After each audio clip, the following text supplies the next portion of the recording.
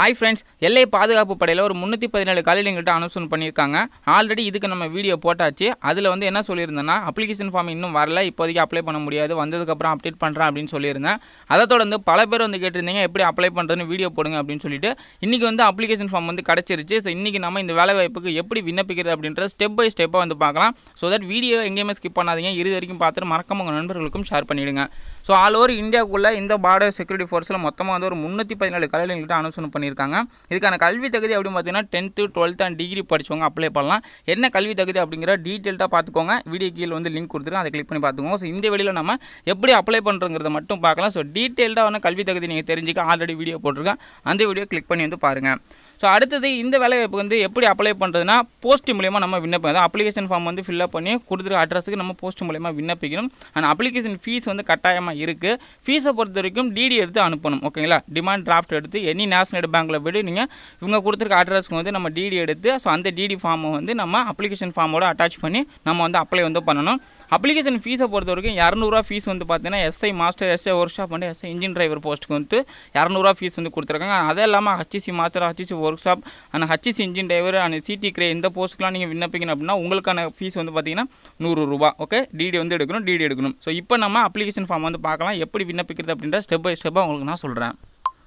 Okay friends, இதுதான் வந்து application form. இந்த ஃபார்முக்கான லிங்க் இந்த வீடியோக்குள்ள டிஸ்கிரிப்ஷனில் கொடுத்துருக்கேன், அதை கிளிக் பண்ணி நீங்கள் ஃபில்அப் பண்ணி கொடுத்துருக்க அட்ரஸ்க்கு வந்து நீங்கள் விண்ணப்பிக்க வேண்டியதான். ஓகே, இப்போ நம்ம எப்படி ஃபில்அப் பண்ணுறது அப்படிங்கிறத பார்த்தலாம். ஃபஸ்ட்டு எடுத்துன்னு வந்து பார்த்தீங்கன்னா உங்களுக்கு registration number and roll number வந்து கேட்டிருப்பாங்க. இது வந்து நீங்கள் விண்ணப்பிக்க தேவையில்லை, ஸோ அதை ஃபில் பண்ண தேவையில்லை. அதான் இங்கே வந்து கொடுத்துருப்பாங்க இந்த மாதிரி, அதை to filled by only officer அப்படின்னு சொல்லி கொடுத்துருப்பாங்க. இந்த மாதிரி கொடுத்துருக்க எல்லாமே வந்து நீங்கள் ஃபில்அப் பண்ண தேவை கிடையாது. ஸோ அது வந்து அவங்க டிபார்ட்மெண்ட் வந்து ஃபில்அப் பண்ணக்கூடியது. ஸோ தட் இதை வந்து நீங்கள் ஃபில்அப் பண்ண தேவை கிடையாது. ஸோ அடுத்து வந்து கீழே பார்த்தீங்கன்னா உங்களுக்கு கொடுத்துருக்காங்க பார்த்தீங்கன்னா, இதை வந்து நீங்கள் ஃபில்அப் பண்ணணும். அதாவது ஃபஸ்ட்டு வந்து பார்த்தீங்கன்னா போஸ்ட்டாக அப்ளிகேஷன் பார்த்த எந்த போஸ்ட் வந்து நீங்கள் அப்ளை பண்ணுறீங்க அப்படின்ற கேட்டிருக்காங்க. எனி ஒன் போஸ்ட்டுக்கு தான் வந்து கேட்டிருக்காங்க. ஸோ எல்லா போஸ்ட்டுக்கும் விண்ணப்பிக்க முடியாது, அதாவது ஒரு போஸ்ட்டுக்கு தான் நீங்கள் வந்து விண்ணப்பிக்கணும். ஸோ என்ன போஸ்ட்டுங்கிறத மட்டும் கரெக்டாக இங்கே வந்து எழுதிக்கோங்க. அண்ட் கீழே வந்து பார்த்தீங்கன்னா ட்ரேடு அண்ட் சென்டர் கோடு வந்து கேட்டிருக்காங்க. இது வந்து யாரும் ஃபில்அப் பண்ண தேவை கிடையாது. இது என்ன கேட்டிருக்காங்க அப்படின்னா HCC work shop. So HCC போஸ்ட்டுக்கு மட்டும், அந்த ஒர்க் ஷாப்புக்கு மட்டும் நீங்கள் ஒர்க் ஷாப் வந்து பண்ணியிருக்கீங்க அப்படின்னா எந்த சென்டர், என்ன ட்ரேடு, என்ன கோடு, அதை பற்றி டீட்டெயில் வந்து கொடுக்கணும். ஸோ அந்த போஸ்ட்டுக்கு மட்டும் தான் இது வந்து. ஸோ மித்த போஸ்ட்டுக்குலாம் நீங்கள் விண்ணப்பிக்கிறது தான் ஜஸ்ட் வந்து ஸோ என்ன போஸ்ட்டுக்கு விண்ணப்பிங்கிறத மட்டும் இங்கே எழுதிட்டு நீங்கள் அதோட வந்து விட்டுருங்க, ஓகேங்களா. ஸோ அடுத்து வந்து பாஸ்போர்ட் சைஸ் ஃபோட்டோ வந்து இந்த ரைட் கார்னரில் வந்து ஒட்டணும், அதை வந்து கரெக்டாக நீங்கள் ஒட்டிருங்க. ஆனால் அடுத்து வந்து பார்த்தீங்கன்னா உங்களுக்கு ஃபுல் நேம் வந்து கேட்டிருக்காங்க. ஸோ அதாவது உங்களுக்கு மெட்ரிகுலேஷன் சர்டிஃபிகேட்லேருந்து என்ன நேம் இருக்கோ அந்த நேம் வந்து அப்படியே கரெக்டாக எழுதிருங்க. ஸோ அடுத்து வந்து உங்களை ஆதார் கார்டு அல்ல ஐடி கார்டு நம்பர் வந்து கேட்டிருக்காங்க. So Aadhaar card ID card number வந்து நீங்கள் வந்து கொடுத்துக்கோங்க. ஆனால் அடுத்து வந்து பார்த்தீங்கன்னா மூணாவது வந்து பார்த்தீங்கன்னா ஃபாதர்ஸ் நேம் வந்து கேட்டிருக்காங்க. அடுத்து வந்து அட்ரஸ்ஸு, அடுத்து வந்து பர்மனன்ட் அட்ரஸ் அண்ட் மொபைல் நம்பர்லாம் இருக்குது. ஸோ இதெல்லாம் வந்து கரெக்டாக வந்து கொடுத்துக்கோங்க. அடுத்து வந்து பார்த்தீங்கன்னா இமெயில் அட்ரஸ் கேட்டிருக்காங்க. நேஷனாலிட்டி, ரிலீஜியன், கேட்டகரி என்ன கேட்டகரி, மேரிடு ஸ்டேட்டஸ், மேரிடா அன்மேரிடா அப்படின்றத இங்கே வந்து கொடுத்துக்கோங்க. அடுத்தது விசிபிள் ஐடென்டிஃபிகேஷன் மார்க்ஸ் அப்படின்னா உங்களோட டீஸில் வந்து இருக்கும். அதாவது வந்து கழுத்தில் மச்சம், கட்டை விரலில் தழும்பு, இந்த மாதிரி வந்து விசிபிள் ஐடென்டிஃபிகேஷன் மார்க்ஸ் வந்து இருக்கும். ஸோ அது உங்கள் டீஸில் என்ன இருக்கோ அதை பார்த்து அப்படியே வந்து எழுதிக்கோங்க. அடுத்து வந்து பார்க்கக்கூடிய வந்து பார்த்திங்கன்னா அடுத்த பேஜில் வந்து என்ன இருக்குது அப்படின்னா டேட் ஆஃப் பர்த் வந்து கேட்டிருக்காங்க. ஸோ அதாவது உங்களுடைய சர்டிஃபிகேட்டில் என்ன இருக்கோ அதன்படி வந்து கரெக்டாக அந்த டேட் ஆஃப் பர்த் வந்து வேர்ட்ஸில் வந்து எழுத சொல்லியிருக்காங்க. ஸோ வேர்ட்ஸில் வந்து எழுதிக்கோங்க. ஸோ அடுத்து உங்களுடைய கல்வி தகுதி என்ன, ஸோ நீங்கள் எந்த போஸ்ட் விண்ணப்பிக்கீங்களோ அந்த போஸ்ட்டுக்கான கல்வி தகுதி இருக்கணும். ஸோ நீங்கள் என்ன மினிமம் படிச்சிருக்கீங்களோ ஸோ அது மேக்ஸிமம் படித்த வரைக்கும் நீங்கள் இந்த எஜுகேஷன் குவாலிஃபிகேஷன் வந்து ஃபில்அப் பண்ணிக்கோங்க. ஸோ அடுத்து வந்து பார்த்தீங்கன்னா டீட்டெயில் ஆஃப் எக்ஸாமினேஷன், அதாவது வந்து நீங்கள் படிச்சிருக்க கல்வி தகுதி வந்து பார்த்திங்கன்னா எந்த ஸ்கூலு அண்ட் என்ன யூனிவர்சிட்டி, அடுத்து வந்து பார்த்திங்கன்னா என்ன கிராஜுவேட் அப்படின்ற இயரு, அதோட கிளாஸஸ்ஸு, அது ஓவரால் பர்சன்டேஜ் எவ்வளோ, இந்த மாதிரி டீட்டெயில்டு நீங்கள் உங்களோட மார்க் ஷீட்டை பார்த்து நீங்கள் கரெக்டாக வந்து நீங்கள் இது வந்து ஃபில்அப் பண்ணிக்கோங்க. 12th நீ எந்த போர்டு, ஸ்டேட் போர்டா அப்படி சென்ட்ரல் போர்டுங்கிறத பார்த்து அதெல்லாம் எழுதிட்டு இயர் ஆஃப் எந்த இயரில் வந்து நீங்கள் படித்து முடிச்சிங்க, அது என்ன கிளாஸு அண்ட் பர்சன்டேஜ், இதெல்லாம் வந்து கரெக்டாக வந்து இந்த பாக்ஸுக்குள்ளே வந்து எழுதி விட்ருங்க. ஆனால் அடுத்து வந்து பார்த்தீங்கன்னா எக்ஸர்வீஸ் மேனான்னு கேட்டிருக்காங்க. எஸ் அப்படின்னா மட்டும்தான் இந்த கீழே இருக்கக்கூடிய பாக்ஸ் வந்து நம்ம ஃபில்அப் பண்ணணும். ஸோ எக்ஸர்வீஸ் மேன் இல்லை அப்படின்னா நீங்கள் வந்து நோ கொடுத்துட்டு ஸோ இந்த இதை வந்து அப்படியே விட்டுருங்க, ஓகேங்களா. அடுத்து வந்து பார்த்தீங்கன்னா டெக்னிக்கல் குவாலிஃபிகேஷன் எதனா இருக்கான்னு கேட்குறாங்க. இருந்தால் நீங்கள் வந்து கொடுத்துக்கலாம். அதுக்கான நீங்கள் வந்து டெக்னிக்கல் குவாலிஃபிகேஷன் மீன்ஸ் வந்து பார்த்தீங்கன்னா ஏதாவது நீங்கள் ஒர்க் ஷாப் இல்லைன்னா ஐடி இந்த மாதிரி எதனா படிச்சிருந்தீங்க அப்படின்னா அதுக்கான டீட்டெயில் வந்து நீங்கள் வந்து டெக்னிக்கல் குவாலிஃபிகேஷன் வந்து கொடுத்துக்கலாம். ஸோ அடுத்து வந்து எக்ஸ்பீரியன்ஸ் வந்து கேட்டிருக்காங்க. ஸோ இருந்தாலும் ஓகே, இருந்துச்சு அப்படின்னா கண்டிப்பாக வந்து நீங்கள் சர்டிஃபிகேட் வந்து அட்டாச் பண்ணி சொல்லி கொடுத்துருக்காங்க. ஸோ இல்லைனாலும் ஒன்றும் பிரச்சனை இல்லை, நீங்கள் விண்ணப்பிக்கலாம்.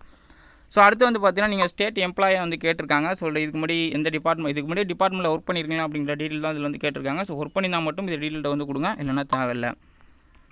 ஸோ அடுத்து வந்து இங்கே கேட்டிருக்கிறது என்னன்னு பார்த்தீங்கன்னா 19வது கேட்டிருக்கிறது என்னென்னு பார்த்தீங்கன்னா வந்து டிடி, அதாவது வந்து அந்த டிடி ஃபார்ம் இருக்குல்ல, நம்ம பே பண்ண ஃபீஸ் பேமெண்ட்டு அந்த ஃபார்முக்கான IPO number and date amount எவ்வளோ பே பண்ணோம் அப்படின்றது வந்து ஸோ இந்த கோட்டில் வந்து கரெக்டாக வந்து எழுதிருங்க. ஸோ அடுத்து வந்து லிஸ்ட் ஆஃப் என்க்ளோசர்ஸில் வந்து நீங்கள் இது வரைக்கும் எத்தனை டாக்குமெண்ட்ஸ் வந்து இது உள்ள அட்டாச் பண்ணியிருக்கீங்க அப்படின்ற total number of documents list வந்து இங்கே வந்து போட்டுக்கோங்க. ஸோ அண்ட் ஃபைனலாக வந்து பார்த்தீங்கன்னா டிக்ளரேஷன் வந்து இருக்குது. டிக்ளரேஷனில் வந்து கரெக்டாக வந்து நேம் எழுது. ஸோ ஏஜ் உங்களுக்கு இதெல்லாம் என்ன ஸ்டேட் இதெல்லாம் கரெக்டாக வந்து போட்டு அக்ரி வந்து கொடுத்துருக்குங்க. அண்ட் ஃபைனலாக வந்து பார்த்தீங்கன்னா என்ன டேட்டு என்ன பிளேஸ் அப்படின்றத மென்ஷன் பண்ணிங்க. And left thumb impression, so left கட்டை விரல் ரேக்கு கரெக்டாக இந்த ரவுண்டுக்குள்ளே நீங்கள் வச்சுருங்க. அண்ட் சிக்னேச்சர் வந்து கரெக்டாக நீங்கள் வந்து இங்கே போட்டுற வேண்டியதான். ஸோ அவ்வளோதான் வந்து அப்ளிகேஷன் முடிஞ்சிருச்சு. ஆனால் அதுக்கப்புறம் வந்து பார்த்தீங்கன்னா வந்து என்ன ஃபில்அப் பண்ண வேண்டியது இருக்குது அப்படின்னா அட்மிட் கார்டு வந்து நம்ம ஃபில்அப் பண்ண வேண்டியது இருக்குது. ஸோ அட்மிட் கார்டை பொறுத்த வரைக்கும் இதில் வந்து பார்த்தீங்கன்னா to be fill the office அப்படின்னு போட்டுருப்பாங்க. அதாவது அந்த ரிஜிஸ்ட்ரேஷன் நம்பர் ரோல் நம்பர் வந்து இனிமேல் தான் உங்களுக்கு வந்து கிடைக்கும். ஸோ அதை வந்து ஆஃபீஸில் வந்து ஃபில்அப் பண்ணுவாங்க. டிபார்ட்மெண்ட் ஃபில்அப் பண்ணக்கூடாது. இது வந்து நீங்கள் எதுவும் பண்ணக்கூடாது. அடுத்து அப்படியே கீழே வந்தீங்கன்னா admit card for the written examination அப்படின்னு இருக்கும். ஸோ இதில் வந்து உங்களோட name, father name, date of birth, address இதில் வந்து கரெக்டாக எழுதிக்கோங்க. அண்ட் என்ன கேட்டகரி, அதே போல் பர்சனல் மார்க்ஸ் ஐடென்டிஃபிகேஷன் அதை போட்டுங்க. அண்ட் அப்போ எந்த போஸ்ட் விண்ணப்பிச்சிங்களோ அந்த போஸ்ட் வந்து கரெக்டாக எழுதிங்க. ட்ரேட் இருந்துச்சுன்னா ட்ரேடுக்கான டீட்டெயில் வந்து இங்கே கொடுத்துருங்க. அதே போல் இதே இங்கேயும் வந்து பார்த்தீங்கன்னா லெஃப்ட் தம்பு இம்ப்ரெஷன் வந்து கேட்டிருக்காங்க, சிக்னேச்சர் வந்து கேட்டிருக்காங்க. இது வந்து கரெக்டாக வந்து போட்டிருக்காங்க. அடுத்து வந்து கீழே இருக்க பார்த்தீங்களா ஃபார் ஆஃபீஸ் யூஸ் ஒன்லி அப்படின்னு சொல்லிட்டு. ஸோ இதெல்லாம் வந்து நீங்கள் எதுவும் வந்து தொடக்கூடாது. அதாவது நீங்கள் ஆஃப்டர் எக்ஸாமினேஷனுக்கு வந்து நீங்கள் அப்ளை பண்ணதுக்கப்புறம் எக்ஸாமுக்கான டீட்டெயில்டு அதை வந்து அவங்க கொடுக்கக்கூடியது. நீங்கள் வந்து இதை எதுவும் பண்ணக்கூடாது. ஸோ இதை தொட விட்டுருங்க. ஹால் டிக்கெட் இது கண்டிப்பாக வந்து இதையும் வந்து ஃபில்அப் பண்ணி விட்ருங்க. ஸோ அடுத்து நம்ம ஃபில்அப் பண்ண வேண்டிய டாக்குமெண்ட் அப்படின்னு பார்த்தீங்கன்னா சர்டிஃபிகேட் வந்து பார்த்தீங்கன்னா பிஎஸ்டி அண்ட் பிஇடி, அதே பிசிக்கல் மெஷர்மெண்ட் பிசிக்கல் எஃபிஷியன்சிக்கான ஒரு ஃபார்ம் வந்து நீங்கள் ஃபில்அப் பண்ணுற மாதிரி இருக்கும். ஸோ இதில் வந்து உங்கள் name, father name, date of birth அதில் என்ன இருந்துச்சோ அதே தான் இதுலையும். ஆனால் இதுலேயும் வந்து லெஃப்ட் தம்ப்ரெஷன் ப்ளஸ் வந்து சிக்னேச்சர் வந்து கேட்டிருக்காங்க. ஸோ இதையும் வந்து நீங்கள் கரெக்டாக வந்து ஃபில்அப் பண்ணிடுங்க. ஆனால் அடுத்து நம்ம ஃபில்அப் பண்ண வேண்டியது அப்படின்னு பார்த்தோம்னா வேறு எதுவும் கிடையாது. அந்த 3 ஃபார்ம் மட்டும் நம்ம ஃபில்அப் வேண்டியது. ஸோ அதுக்கப்புறம் இருக்கக்கூடிய ஃபார்ம்ஸ் எல்லாம் பார்த்தீங்கன்னா ஸோ அதாவது வந்து கேட்டகரி வைஸ், அதாவது இது வந்து பார்த்தீங்கன்னா ஓபிசி. ஸோ ஓபிசியாக இருந்துச்சுன்னா கண்டிப்பாக வந்து இந்த சர்டிஃபிகேட் வந்து ப்ரொடியூஸ் பண்ணி ஆகணும். இந்த சர்டிஃபிகேட் வந்து ஃபில்அப் பண்ணி கரெக்டாக வந்து ஃபில்அப் பண்ணி அனுப்பிச்சி விட்ருங்க. அது கூட ஆனால் அடுத்து வந்து பார்த்தீங்கன்னா வந்து ஓபிசியில் நான் கிரிமி லேயராக இருந்தால் அவங்க வந்து இந்த சர்டிஃபிகேட் வந்து கண்டிப்பாக ப்ரொடியூஸ் பண்ணணும். அடுத்து வந்து பார்த்தீங்கன்னா இது வந்து பார்த்தீங்கன்னா இது என்ன சர்டிஃபிகேட்னா எஸ்சி எஸ்டிக்கான சர்டிஃபிகேட். ஸோ எஸ்சி எஸ்டியாக இருக்கும் பட்சத்தில் கண்டிப்பாக வந்து இந்த சர்டிஃபிகேட் வந்து ப்ரொடியூஸ் பண்ணணும். அண்டு ஸோ அடுத்து வந்து இருக்கக்கூடிய ஃபார்ம் வந்து பார்த்தீங்கன்னா உங்களுக்கு வந்து ஸ்விம்மிங் தெரியுமா அப்படின்னு கேட்குறேன். அதாவது வந்து சிடி கிரே அப்படின்ற போஸ்ட்டுக்கு வந்து ஸ்விம்மிங் வந்து கண்டிப்பாக வந்து தெரிஞ்சிருக்கணும். ஸோ அதுக்கான ஒரு ஃபார்ம் தான். ஸோ சிடி கிரே அப்படின்ற போஸ்ட்டுக்கு வந்து விண்ணப்பிக்கிறீங்க, கண்டிப்பாக உங்களுக்கு வந்து ஸ்விம்மிங் தெரிஞ்சிருக்கணும். ஆனால் அதுக்கான ஃபார்ம் தான். ஸோ உங்களுக்கு வந்து கிட்டத்தட்ட ஒரு 50 மீட்டர்ஸ் வந்து உங்களால் வந்து ஸ்விம்மிங் பண்ண முடியும் அப்படின்ற டீட்டெயில் தான் இங்கே வந்து கேட்டிருக்காங்க. ஸோ நீங்கள் சிடி கிரே போஸ்ட் விண்ணப்பிக்கிறோம் வந்து கண்டிப்பாக ஸ்விம்மிங் உங்களுக்கு தெரிஞ்சிருக்கணும். ஸோ அதுக்கான டீட்டெயில் தான். ஸோ இந்த சர்டிஃபிகேட்டில் நீங்கள் ஃபில்அப் பண்ணி வந்து ப்ரொடியூஸ் பண்ணுற மாதிரி இருக்கும். ஸோ அடுத்து வந்து பார்த்தீங்கன்னா எக்கனாமிலி வீக்கர் செக்ஷனாக இருக்கிறவங்க கண்டிப்பாக வந்து இன்கம் அண்ட் அசட் சர்டிஃபிகேட் வந்து ப்ரொடியூஸ் பண்ணணும். ஸோ அதுக்கான சர்டிஃபிகேட்டும் உங்கள் எல்லா சர்டிஃபிகேட்டும் வந்து கொடுத்துருக்காங்க. ஜஸ்ட் நீங்கள் அது எல்லாத்தையும் பிரிண்ட் எடுத்து டீட்டெயில்ஸ்லாம் ஃபில்அப் பண்ணி யாரெல்லாம் சைன் வாங்கணுமோ என்னெல்லாம் பண்ணணுமோ அதெல்லாம் பண்ணி நீங்கள் கரெக்டாக வந்து அப்ளிகேஷன் ஃபார்மோட வந்து நீங்கள் வந்து அனுப்பிச்சி விட்ற வேண்டியதான். ஸோ இது வந்து பார்த்தீங்கன்னா இன்கம் அண்ட் அசட் சர்டிஃபிகேட் வந்து பார்த்தீங்கன்னா எக்கனாமிலி வீக்கர் செக்ஷனுக்கு. ஓகே ஃப்ரெண்ட்ஸ், அவ்வளோதான் அந்த அப்ளிகேஷன் ஃபார்மில் இருக்கிறது எல்லாத்தையும் நான் உங்களுக்கு வந்து சொல்லிட்டேன். ஸோ ரொம்ப சிம்பிளான ஒரு ஈஸி மெத்தட் தான் இது வந்து விண்ணப்பிக்கிறது. ரொம்பலாம் கஷ்டம் வந்து கிடையாது. ஃபஸ்ட் இருக்கோட 3 ஃபார்ம் வந்து கண்டிப்பாக வந்து நீங்கள் 3 பேஜ் வந்து கண்டிப்பாக வந்து ஃபில்அப் பண்ணிடணும். 4 பேஜ் இருக்குது கண்டிப்பாக. ஸோ அந்த 4 பேஜ் வந்து எல்லா கேண்டிடேட் வந்து ஃபில்அப் பண்ணிடணும். அது இல்லாமல் அதுக்கப்புறம் இருக்கக்கூடிய அனெக்சர் பியில் இருக்கக்கூடிய எல்லா ஃபார்மும் வந்து பார்த்தீங்கன்னா எஸ்சி எஸ்டி இருந்துச்சுன்னா எஸ்சிஎஸ்டிக்கான ஃபார்மும் கண்டிப்பாக நீங்கள் ப்ரொடியூஸ் பண்ணணும். ஓபிசியாக இருந்தால் ஓபிசி, அப்போ தான் உங்களுக்கான ரிலேஷேஷன் படி உங்களுக்கு வந்து வேகன்சி வந்து அதாவது போஸ்ட் வந்து அலாட் பண்ணுவாங்க. ஸோ தட் அதுக்காக நீங்கள் வந்து கண்டிப்பாக வந்து அவங்களுக்கான சர்டிஃபிகேட் வந்து கண்டிப்பாக வந்து ப்ரொடியூஸ் பண்ணணும். அதே போல் தான் வேறு எதுவுமே இதில் வந்து பெருசாக சொல்கிறது எதுவுமே கிடையாது. ரொம்ப ஈஸியான ஒரு மெத்தட் தான் அதுக்கு அப்ளை பண்ணுறது.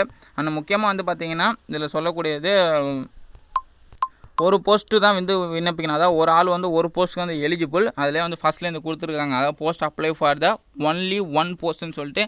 ஸோ தட் நிறைய போஸ்ட் இருக்குன்னா எல்லா போஸ்ட்டும் விண்ணப்பிக்கலாமா அப்படின்லாம் கண்டிப்பாக கேட்கவே கூடாது. ஒரு போஸ்ட்டுக்கு மட்டும்தான் எலிஜிபிள், ஒரு போஸ்ட்டுக்கு மட்டும்தான் விண்ணப்பிக்க முடியும். ஸோ அடுத்து வந்து விண்ணப்பிக்கிறதுக்கான போஸ்டல் அட்ரஸ் வந்து பார்த்தீங்கன்னா ஸோ இந்த பேஜில் வந்து நோட்டிஃபிகேஷனில் இந்த பேஜில் வந்து இருக்குது. ஸோ இந்த அட்ரஸ் தான் வந்து நமக்கு வந்து போஸ்ட் மூலமா அனுப்பணும். ஸோ விண்ணப்பிக்கிறதுக்கான கடைசி தேதி அப்படின்னு பார்த்தீங்கன்னா உங்களுக்கு டைமிங் எது வரைக்கும் இருக்குன்னா மார்ச் 15 வரைக்கும் இருக்குது. ஸோ மார்ச் நெக்ஸ்ட் மந்த் 15 வரைக்கும் நமக்கு டைம் இருக்குது. அதுக்குள்ளே வந்து நீங்கள் போஸ்ட் மூலிமா ஸ்பீட் போஸ்ட் அல்ல register post any other post மூலிமா நீங்கள் வந்து அப்ளை பண்ணி விட்டுருங்க. முக்கியமாக இந்த பதிவை உங்கள் நம்பருக்கும் ஷேர் பண்ண மாதிரிங்க. இந்த மாதிரி வேறு என்ன வீடியோஸ் வேணும் உங்களுக்கு அப்படின்றத மறக்காமல் கமெண்ட் பண்ணுங்கள்.